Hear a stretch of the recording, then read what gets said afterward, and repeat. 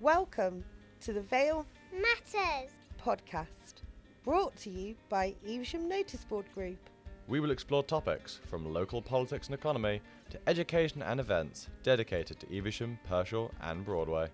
We will also feature stories from everyday people to learn about their experiences and get a better understanding of how our community is changing. So join us. Let's talk about the things that matter in the Vale. Well, hello everybody, and welcome to episode 16 of the Vale Matters podcast. And it's a very special episode today because for the first time we've come out of the studio and we are on location here at Hampton Ferry with our very special guest Diana Raphael, who was born here and has lived here for almost her entire life. During that time, she's witnessed enormous changes, served as mayor twice, and recently written a book, Living Next to Paradise, all about her life. So, Diana, welcome to the podcast. Thank you very much. It's great to have you here. I'm sure we're going to have an enormous amount to talk about. I don't know how we're going to fit it all in because I've read your book and I absolutely loved it, which is why as soon as I'd finished, I got straight on to invite you on. So we'll begin, as we always do. We have a few quick fire questions, which are quite light-hearted. So we'll begin with that. So firstly, asparagus, broccoli or carrots? Asparagus. Yes. Every time. Yeah. Asparagus always wins that question. Okay. Now, I know you've travelled a lot, so I came up with this one. Train, boat or plane? Bit of both, but mostly plain. Mostly plane. Well, it is faster. Yes. But it's further to go. Yes. Long time to go by train to Australia. Yes. Or the likes of. Yes, if you even could. Yeah. So, okay. And finally, what's your favourite season? Winter, spring, summer or autumn? Used to be winter. Which we are now in. Which we're now in. Yeah. Now that I'm in it and not working, I don't think it is anymore because I don't like the grey days. But I used to love it. At the end of the season that we have here, my husband's idea of bliss was an empty car park. So that we were here on our own and quiet and we loved and you could relax. Yes. And the dark nights and the winter, we had more time to ourselves than we do, or that we ever did sort of spring and summer. Indeed. And the autumn sort of fails out. I'm afraid now the business has grown. Christmas is also very busy, so we don't really. But now I do enjoy the winter. Yes. Well, we are coming towards the end of winter now. Yes. I'm more of a spring person myself, but I mean, there's certainly plenty going on down here most of the year now, and things like the car show that you have here every year. I always bring my kids to that because they love that. So all good. So one of the reasons why I wanted to talk to you today is because obviously you've written the book, and as I really enjoyed reading it. There's some quite interesting things in the book, and one that I picked up quite early on is that unlike most autobiographies, you don't begin with your birth. You actually go back and cover the family history of this whole area. And as I understand, that you've been here for something like 95 years, your family, and the book starts about a decade before you were born, when your parents first moved to Hampton Ferry. So can you tell us a little bit about what the place was like back then and how much it's changed over the years? Well, I can tell you why I've gone back that far. Liz Griffin was the editor of the Evesham Journal. She was asked by the archivists at Worcester County Council to try and find people who could remember or have stories or photos or pictures of 100 years ago. I mean, if in 100 years' time we will be able to know exactly what everybody ate, did, danced when they went out, what they liked, what they didn't like, and certainly all about fashion. But you put the clock back now 100 years and you don't really know. We see pictures and stories, And one of the first things that the archivists realised, that when they looked in the newspapers or the radios that were there or the stories that were there, it was always done special and everybody was always in their Sunday best. They didn't sort of know what they wore to work and things like that. Obviously, we have some idea of some of the programmes that we see about the Dickens's day and the way they lived and that sort of thing. But they wanted to know the ordinary people, and the question they asked Liz, that did she know anybody that could remember a house that didn't have running water, didn't have electric, and obviously with no running water you had a toilet up the garden path, a country privy they call them, I think. Yes, my grandparents had one. Yeah. So that was what they were trying to do, and if anybody could actually remember that. Well, yes, I do remember that.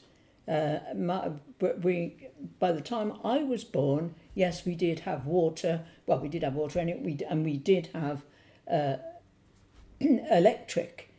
But that wasn't until 1953. I was 10 or 11, so there was a period of time that I can remember that we lived with tiddy lamps and torches and little fairy light, the small lamps that you lit.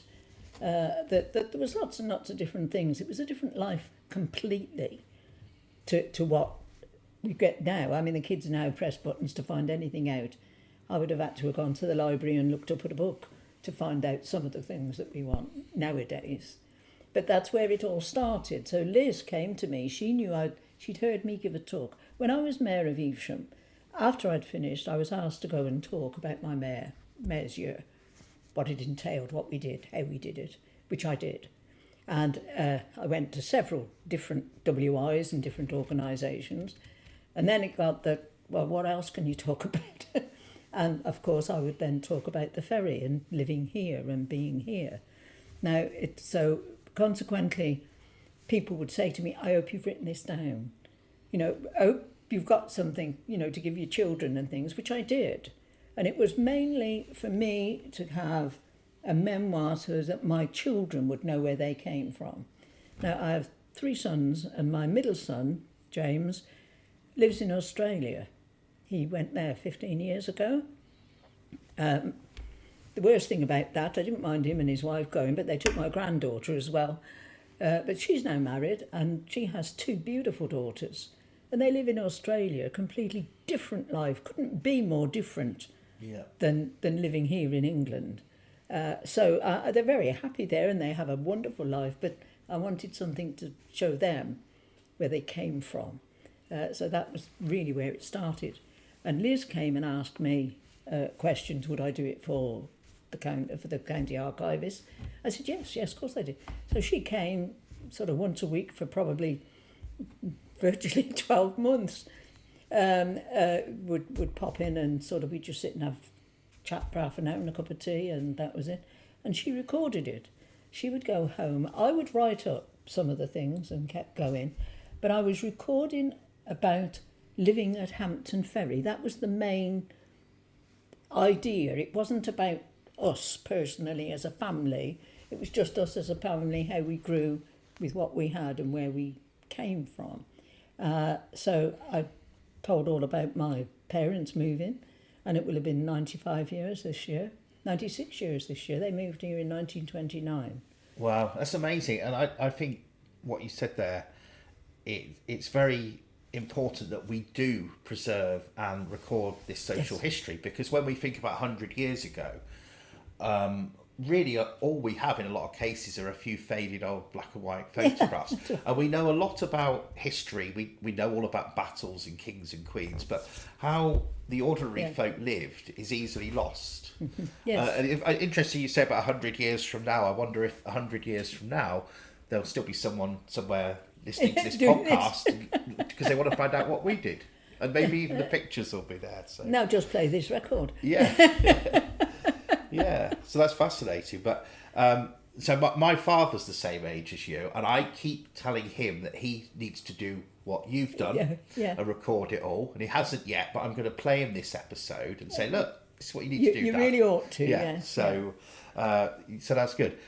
Okay, in the book you then come on to talk about your childhood, and I was again, like you said about people having to go and find things out or do things, that you were so much more independent and more things that you had to do or could do in those days. And one of the stories I loved in your book was about you and your brother rowing across the floods to go to school when you were 8 years old. Now, can you imagine a child today rowing across the river to go to school? It's a different world. So yeah, I mean, how different do you think perhaps your childhood is to a modern childhood? Well, my childhood was so different, even to my granddaughter, and to my children and to my granddaughter. I can remember going out for the day in the school holidays. I would have, if I was lucky, I'd carry a bag with a bottle of squash in it, and if I was really lucky, I had a bag of crisps. But otherwise, there'd be sandwiches and a cake. I would go out with my pals in the morning. I didn't come back till night time.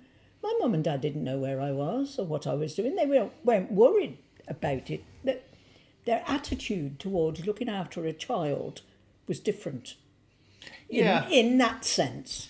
When my granddaughter came, she'd play out here, but my husband or I would watch every step she took. She was never, ever not watched. Yeah, so I think I was somewhere in between because I grew up in the 1970s, and I think my experience was probably closer to yours than perhaps to your granddaughter's, because we also did still have that freedom. Yes. But I'm not sure that it's there now. No, we had freedom. I mean, I went, we would go, but all my pals would come down and we'd go down the meadows and make dens and do things and climb trees and just do all sorts of things. And when I had a bike, I mean, we went all over the place. That we would go off on a bike, and I can remember Easter time, we would go off and we would go miles. We'd go and pick bluebells and daffodils and things from places where they grew wild, and it was marvellous, and it was just lovely, and restriction, and there was always something to do. Now, as I say, always something to do. The war obviously made a big difference to lots of things, but Christmas for us as children, I think we probably enjoyed it far more than the children do now. Now, my mother, December the 1st, my mother used to get a newspaper up and cut it into strips, and my brother and sister and I, we would sit round the table and we'd paint them different colours in these strips. And once they dried, we'd then stick them together and we'd make chains. Different colours. We decorated every room in the house downstairs. The kitchen, the hallway, the front room, the dining room. We decorated it with flowers. And always on Christmas Eve, my dad would come in with mistletoe and holly and hang that up round with all the chains. And it was lovely. We enjoyed it. We did it. Now, we didn't have television. We didn't have radio. Well, we had radio, but we used to have to fill the radio battery thing. It was a cylinder thing that I would take on the way to school to be charged to Mr. Godwin. We had the bike shop in Vine Street. Take him that and pick him up on the way home. And we had 3 or 4 of these so that Mum and Dad could listen to the radio. But it wasn't the same. And I mean, we went to bed early just because it was dark and there was no light and nothing else really to do but go to bed. Always at Christmas, one thing that was in our stocking was a torch, so that we could read in bed with a torch. I mean, that was great. We got another torch, and doing things. At Christmas was fun, but I think probably part of the fun is that after Christmas, we take all those decorations down, nail on the fire, and we toast marshmallows while they burned. They were sort of silly sort of memories. But as a family, we did it. I mean, I don't know, well, families do it, but now they play games and do things, and even then some children don't like playing Monopoly or Cluedo or whatever else is.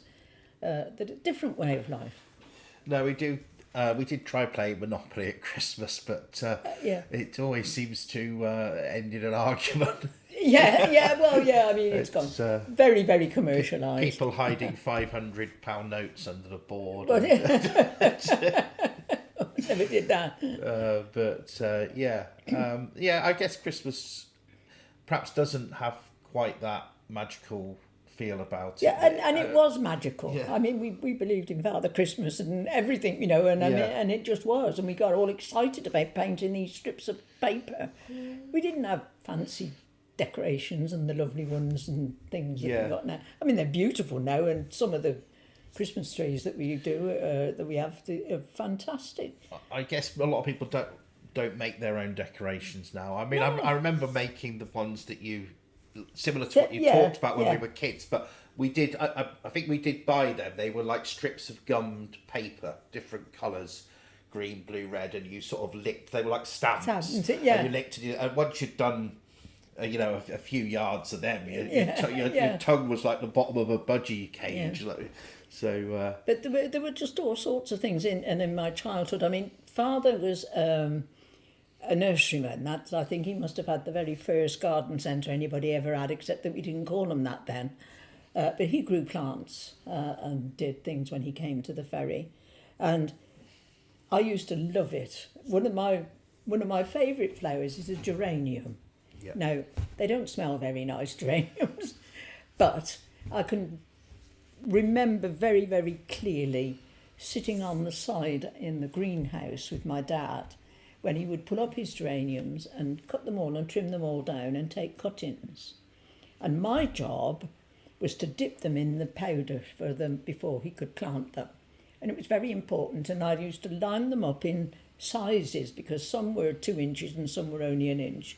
That's what I did, so that he replanted the geraniums. And I still do it every year, and I always think of my dad. Wow. Okay, so that was your childhood. Yeah. Well, and then obviously you grew up and got married, and you became involved in local politics, eventually serving as mayor. So tell us a little bit about how that came about and what that experience was like. Came about, I'm going to say, it's crazy. I really never ever had any interest in politics whatsoever. It never ever occurred to me things went on and did and whatever. I met my husband whilst on holiday in France, and we got married 2 years later, and we had, we actually had 4 children, 4 boys, but my third son, sadly, very sadly, was drowned here at Evesham. It was a very, very sad day. And after that, I was very angry, because we used to take the children swimming, to teach them to swim. When I was a child, one of the first things I had to do was learn to swim. And I think I learned to swim virtually before I could walk. That was, one of the things.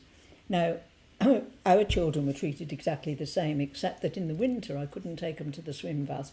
We used to go once a week to either Tewkesbury or Cheltenham swimming baths and take the kids, teach them. If there'd have been a swimming pool in Evesham, then I would have gone 2 or 3 times a day. I mean, it was a major event, taking 3 kids swimming.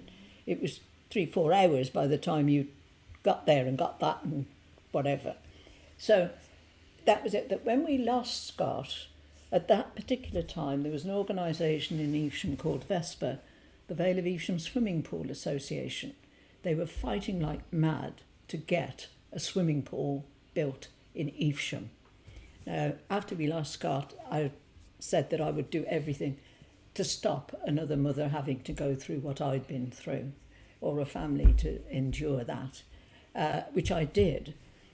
Prior to that, I'd obviously, when we first got married, my husband and I, we came back. I lived in Scotland for a very short time, but I came back here, and we were partners in the business with Mum and Dad.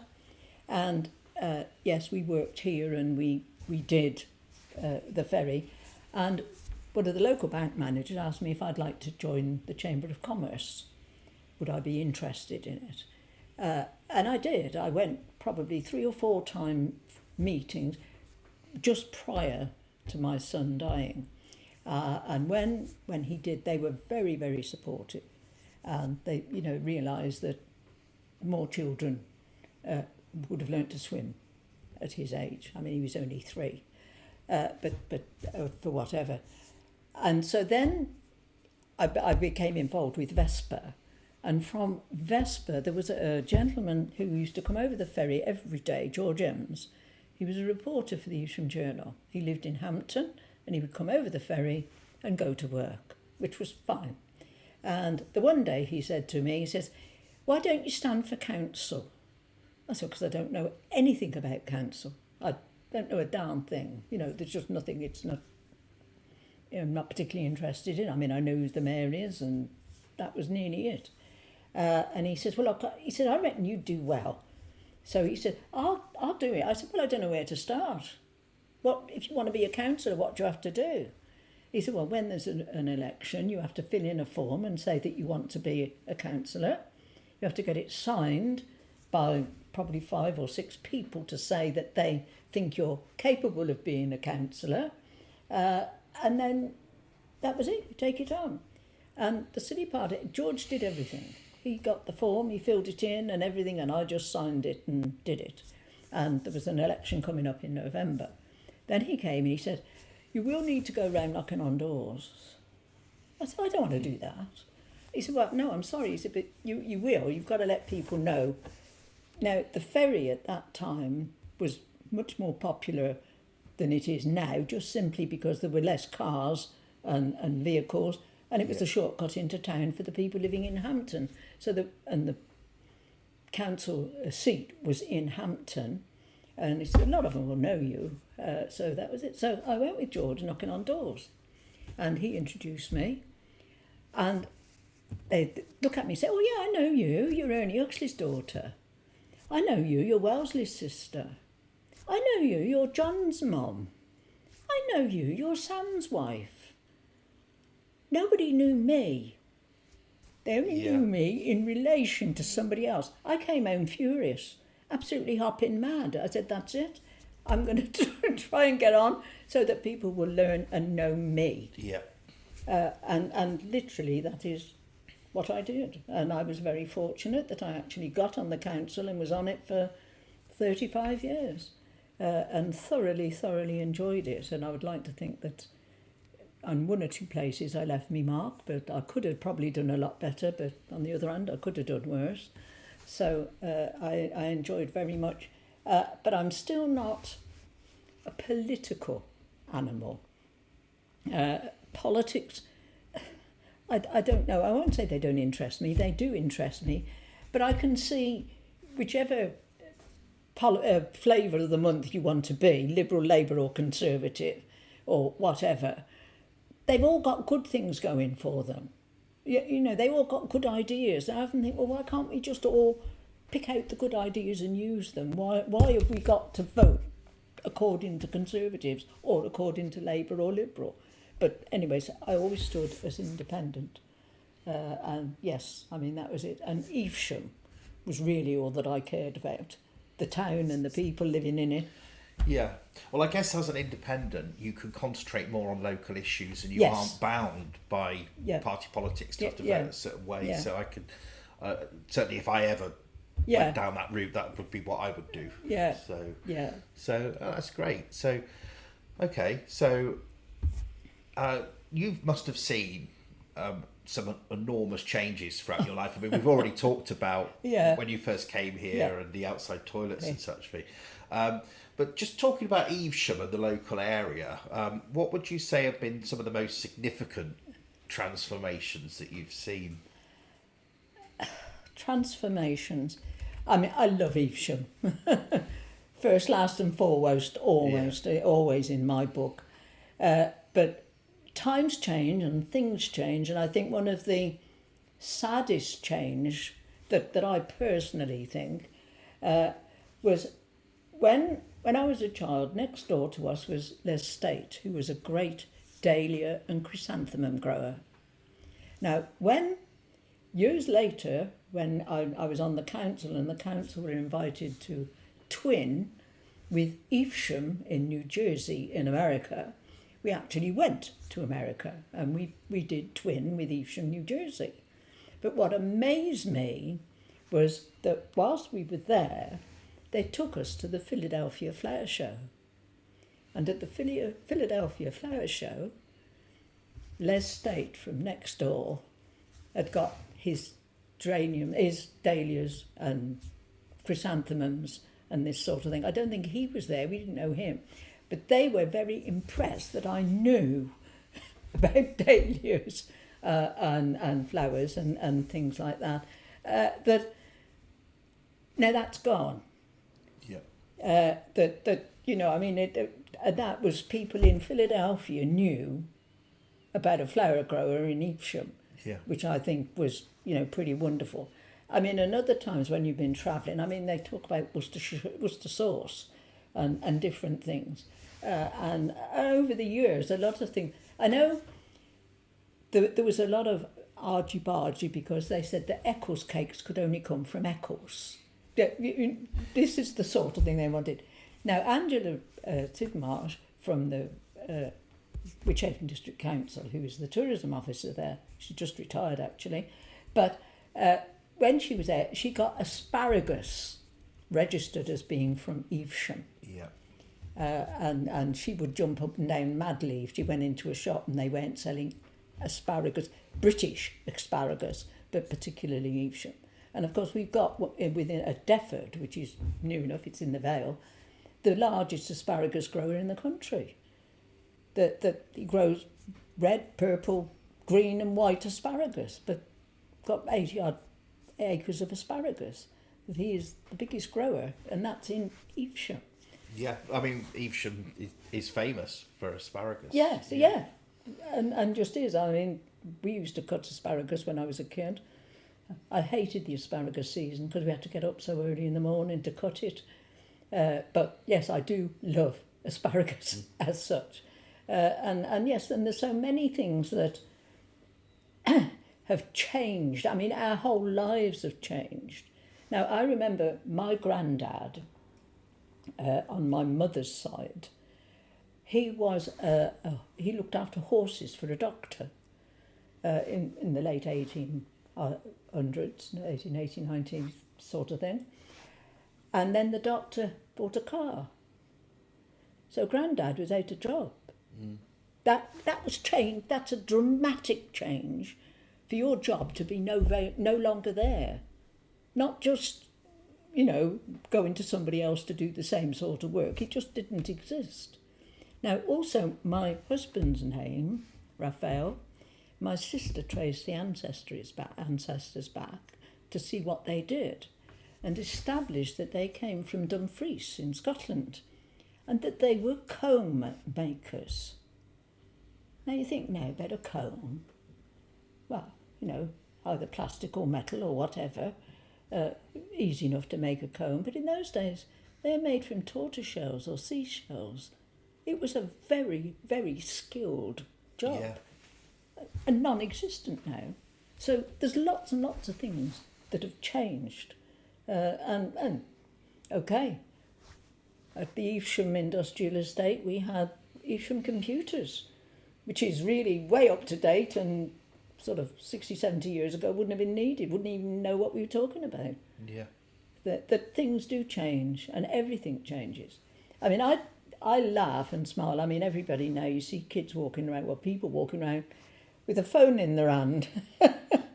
It's one of my pet hates. And mine. Yeah. Recently, I was down in the cafe and there was a party for Grandma. It was her birthday. And there were obviously her sons and daughters and their children. And there were about 7 or 8 children that were, I would say, between 9 and 16, so that sort of age. They're all sitting on one table and they are all sitting with their phone in their hand looking at it. And I'm walking round and I said, why don't you just talk to each other? This one kid says, we are. Yeah. And they were using the phone. They're sitting there round the table. But they're... Yeah, you see it all the time. And also people walking down the street or having conversations. Yeah. Thankfully, my youngest son is almost taking a backlash against this, and he's 14. He hasn't got a phone yet, and he's the only one in his class that hasn't, and he's quite proud of that. And he goes out and he plays football, and he goes out on his bikes, and I'm quite happy about that. Yes, he hasn't fallen into that trap. Hopefully, he won't. Yeah, So, well, and we have hopefully conversations. We go out for walks. We walk all around here, and we don't even take our phones with us. So we're just completely off the grid. In some ways, thankfully, when I grew up, I was probably the last generation that still experienced that, because we were just before computers and the internet. Yeah.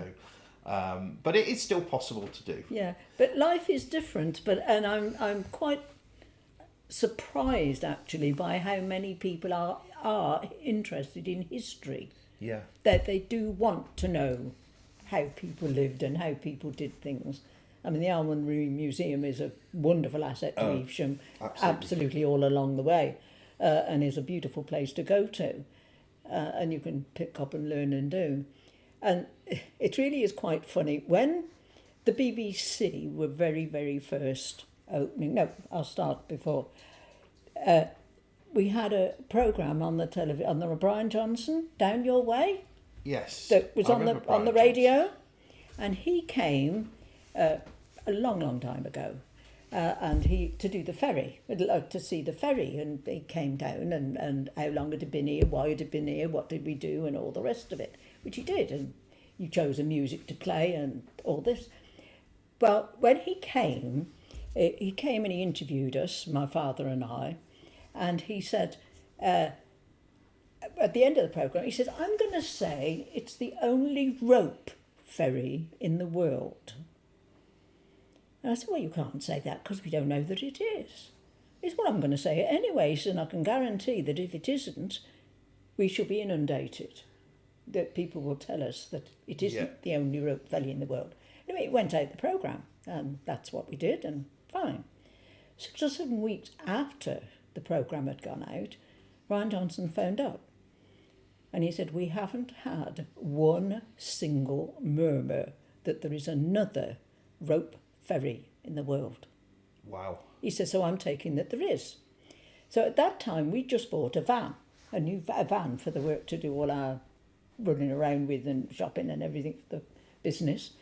And on the side of it, we put Hampton Ferry, the only rope ferry in the world, on the side of the van, quite merrily.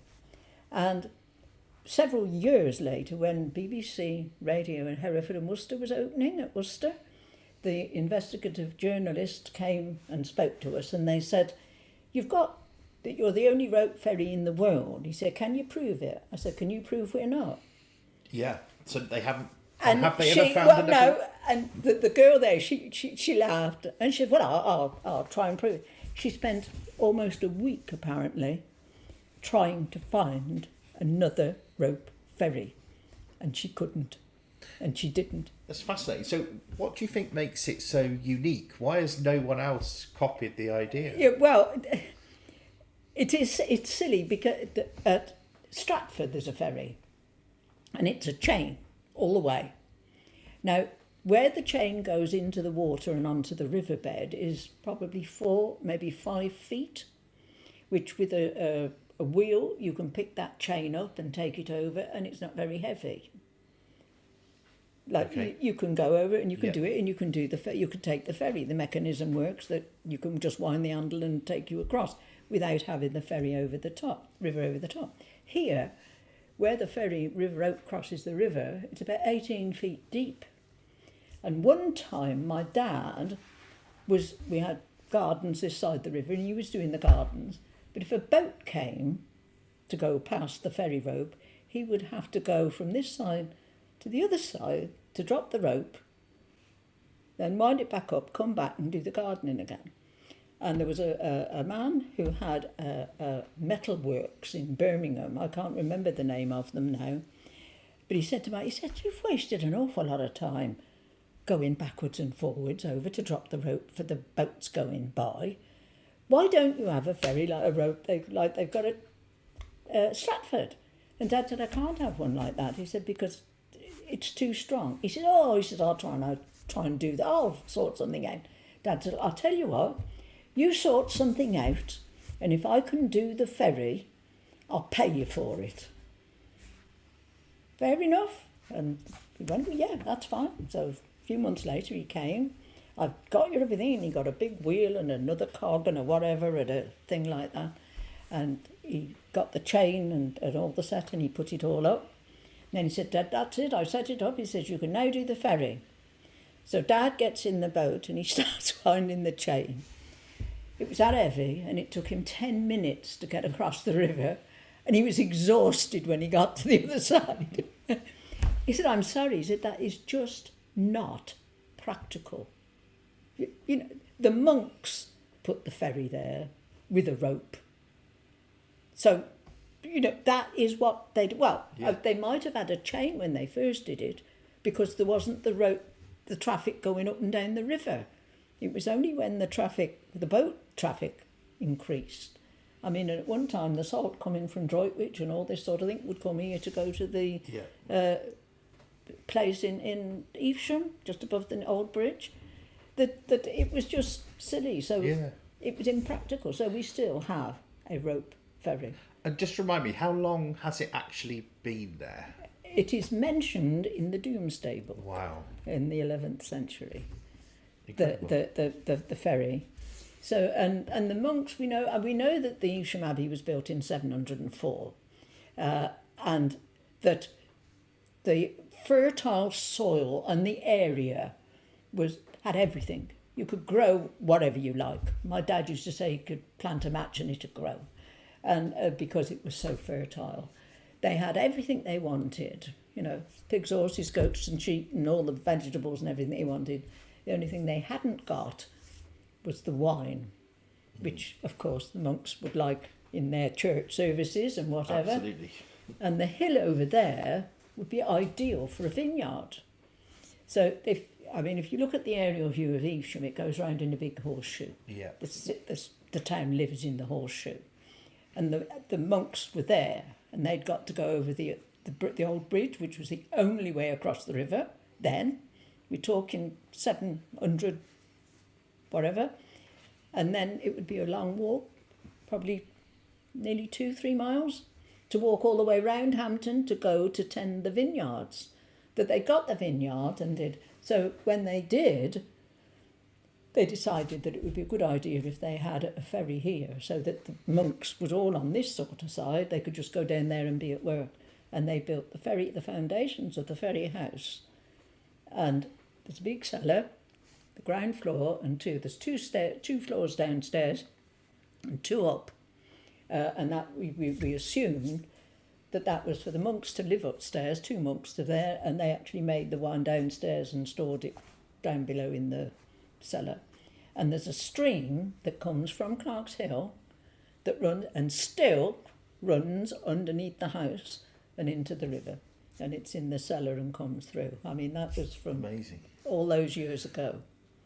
It's clearly, it's a significant part of our heritage, the ferry. And yes. One that I would hope would be preserved for future generations. But looking ahead, I mean, what do you think the future is, particularly, for example, now that we've got this new footbridge being built across the river? Is there always going to be a place for Hampton Ferry? I would like to think so.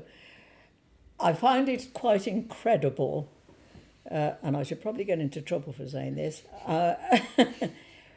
Several years ago, a man came to speak to Robbie and I. We were both councillors for Hampton, and they wanted to build the new houses that are going up at the top of Hampton, going way to Hinton. Their plan was for 800 houses. And would we object? He came to see us as councillors. Yep. And of course we sat there and talked to him and chatted to him. And at the end of the sort of conversation, he said, by the way, when a developer comes and does something like this in an area that is eventually going to be so big, they were going to do 200 houses at a time. It's going to be big. They usually do something for the community. Have you got a community centre? Have you got a thing? And at that particular time, the cupboard at Hampton had just been rebuilt and done, so there wasn't a need for that sort of a thing. And of course, I said to him, well, yeah, I'd like a foot ferry, a foot bridge to come over by the ferry. He said, you can't do that. You can't do away with the ferry. I said, I'm not going to do away with the ferry. I said, but we can't physically open for 24 hours a day. But a footbridge could. And it turns out that he lived in Evesham until he was 16, and then his parents moved to London, and he was now working for this big business. And he came, he said, well, I used to be a ferry boy, you can't take the job off me. and he was worried that, I would think at one time nearly every child in Hampton had a job on the ferry. My parents learnt very, very early on that if you did it all the time yourself, then you didn't get anything else done. But if you could pay somebody to do the ferry, Dad was always here working on his plants and doing, there was never they weren't unattended. So they used to always employ at least 21 ferry boys, 3 hours a day for 7 days a week, which was what they did.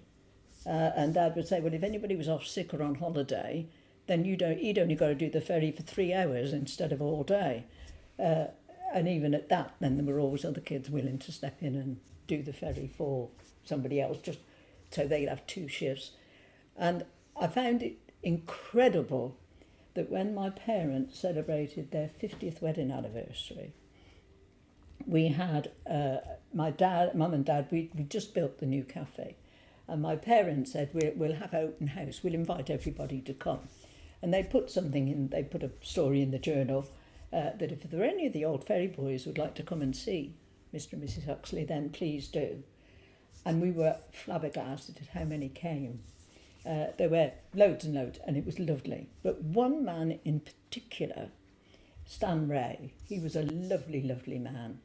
And he came and he said he'd been evacuated to Evesham as a 13-year-old boy and was here for 2 years during the war. He always wanted to go and be a soldier and do something, but he was obviously too young. But he got a job on the ferry, 3-hour shift or whatever that. And he said, and when I was little, he said, I was always asking questions. I was always saying, why? Why do you do that? Why do you do that? And whatever. He said, and during my visit and living, he used to visit Mum and Dad regularly, but he said during that 2 years, the only people that would ever answer me and give me a reason as to why were Mr. and Mrs. Huxley, my mum and dad. And he said, that has stuck with me all my life. And he now had a very important job. He was one of the instigators of tannoy systems. He travelled all over the world and everything. And he came to us here in the cafe on that day for Mum and Dad's golden wedding. And he said, thank you to them for listening to a nosy little boy. He said, I must have drove him mad. But yes, it's so the ferry, I think, has influenced an awful lot of people in their attitude to things. And several of the boys that came that were now men and got families, they all said the same. They said we had a certain amount of independence when we got they were glad to earn a little bit of money. Yeah. It wasn't a great deal. Probably £1 an hour or something like that. But that was theirs. He said, but Mr. Huxley taught us that we must be prompt. We couldn't be late. And that if we were late, the person who was already on the ferry had to stay, and they weren't very happy. He said, so that was one thing that we learned, was you must be on time. Yeah. And you must do things. And the only thing that we ever said to anybody that came to do the ferry, you must be able to swim. So, that was the ferry. And the way, and so many people used to use it. You say changing times. We now take our children to school in a bus. They used to come over the ferry years ago. And my father, I always say, my father very rarely left the place. He didn't go anywhere. He didn't like going on holidays, and he didn't. The only thing he did was fish. He would travel on a Thursday to go fishing somewhere else, but otherwise he was always here. But he always knew what was going on. He'd speak to people coming over the ferry. He knew all the news and who'd done what to who and where they'd done it and why. It was really quite incredible. Incredible. Long may it continue. Yes. Well, that's been fascinating. We've only barely touched on everything that's in your book, but tell people who are listening, because having read it, I can promise everyone there are so many more anecdotes in there. Where can they buy your book? Well, they can buy it at Raphael's, the restaurant, the cafe. They could email me and I will willingly post them one to it. And it's on sale at Amazon. I must confess I don't know how or why, but yes, I'm sure that's something to do with Liz Griffin. Yes, and they can buy the book and things. And I realise now that I haven't put half the things in. As far as I was concerned, what I was doing then was writing about Hampton Ferry. But there's such a lot of things that, because we lived at Hampton Ferry, we did other things and spread. My brother, sister and I did other things and whatever, and there's more that I should have said about what we achieved between us. Yeah. Brilliant. Well, I hope everyone's enjoyed that. Please, if you're listening, do like and follow our podcast, and feel free to feedback on anything you've heard. Keep an eye on us on the Evesham notice board where we post each new episode. All that's left for me to say is thank you very much, Diana. It has been absolutely fascinating, and thank you for inviting us to your home. Yeah, thank you very much. And I'm sure people are going to love the podcast. So thank you, and goodbye. Thank you.